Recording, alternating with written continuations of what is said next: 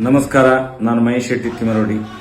ಈ ದೇಶದ ಎಲ್ಲ ಒಂದು ಹೋರಾಟಕ್ಕೆ ಬೆಂಬಲವನ್ನು ನೀಡುತ್ತಿರುವಂತಹ ಸೌಜನ್ಯ ಪರವಾಗಿ ಹೋರಾಟ ಇರಬಹುದು. ಈ ದೇಶದ ಎಲ್ಲ ಜನರಿಗೂ ಪ್ರಥಮವಾಗಿ ವಂದಿಸುತ್ತಾ, ಇದೀಗಲೇ ಕಳೆದ 3-4 ದಿವಸದಿಂದ ಇಡೀ ರಾಜ್ಯ ದೇಶ ಇನ್ಸ್ಟಾಗ್ರಾಮ್ ಅಲ್ಲಿರಬಹುದು, ಫೇಸ್ಬುಕ್, ವಾಟ್ಸಪ್ ಎಲ್ಲದರಲ್ಲೂ ಕಾಣಿಸುವಂತದ್ದು ಒಂದೇ ಕುಮಾರಿ ಸೌಜನ್ಯ.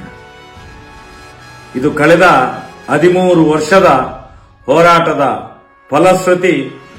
ಇವತ್ತು ಸೌಜನ್ಯಳು ಎಲ್ಲರ ಮನೆಯ ಮಾತಾಗಿ ಮಾತಾಡಲಿಕ್ಕೆ ಪ್ರಾರಂಭ ಮಾಡಿದಳು ಅಂತ ಹೇಳಿದ್ರೆ, ಇವತ್ತು ಮುಂದಿನ ದಿನಗಳಲ್ಲಿ ನ್ಯಾಯ ಬಹಳಷ್ಟು ಸನ್ನಿಹಿತವಾಗಿದೆ ಅನ್ನುವುದಕ್ಕೆ ಒಂದು ಉದಾಹರಣೆ.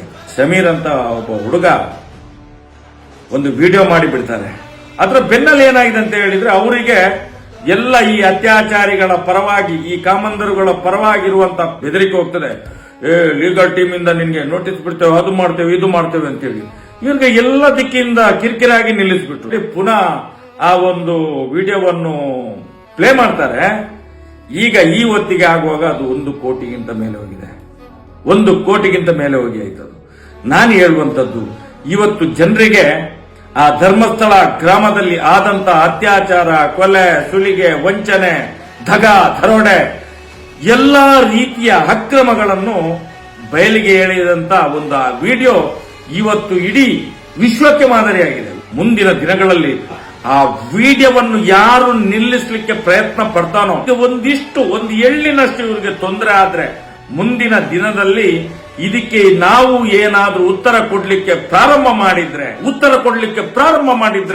ಸೌಜನ್ಯ ಪರ ಹೋರಾಟಗಾರರು ಪ್ರಾರಂಭ ಮಾಡಿದ್ರೆ ಈ ರಾಜ್ಯದ ಸರ್ಕಾರವೇ ನೇರ ಹೊಣೆಗಾರಿಕೆ ಆಗ್ತದೆ, ಪೊಲೀಸ್ ಇಲಾಖೆ ಹೊಣೆಗಾರಿಕೆ ಆಗ್ತದೆ, ಈ ರಾಜ್ಯದ ಕಾನೂನಿನ ಸುವ್ಯವಸ್ಥೆ ಇದಕ್ಕೆ ಹೊಣೆಗಾರಿಕೆ ಆಗ್ತದೆ. ಯಾಕಂತ ಹೇಳಿದ್ರೆ 13 ವರ್ಷದಿಂದ ಮಾಡಿದಂತಹ ಹೋರಾಟಕ್ಕೆ ಒಂದು ಸತ್ಯದ ವಿಷಯವನ್ನು ಜನಗಳಿಗೆ ಮುಟ್ಟಿಸುವಂತ ಕೆಲಸ ಮಾಡಿದ್ರೆ ನಿಮ್ಗೆ ನೋವಾಗ್ತದೆ. ನಿಮ್ಗೆ ಹಸಿ 17 ವರ್ಷದ ಹೆಣ್ಣು ಮಗಳನ್ನು ಅತ್ಯಾಚಾರ ಮಾಡಿ, ಕೊಲೆ ಮಾಡಿ, ತಿಂದು ತೇಗುವಾಗ ನಿಮ್ಗೆ ನೋವಾಗ್ಲಿಲ್ಲ. ನಿಮ್ಗೆ ಪಾಪಿಗಳಿಗೆ ಅಮ್ಮ ಮೌನ ಮುಂದಿನ ದಿನಗಳಲ್ಲಿ ಕ್ರಾಂತಿ ಆಗ್ತದೆ. ಎಚ್ಚರ ಇರಲಿ. ಸತ್ಯ ಹೇಳಿದ್ರೆ ಕೇಸು, ಕೋರ್ಟು.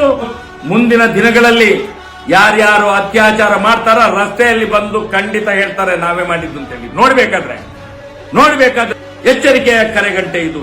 ಈ ಸಮೀರ್ MDಯ ಒಂದು ವಿಡಿಯೋ ಎಚ್ಚರಿಕೆಯ ಕರೆಗಂಟೆ.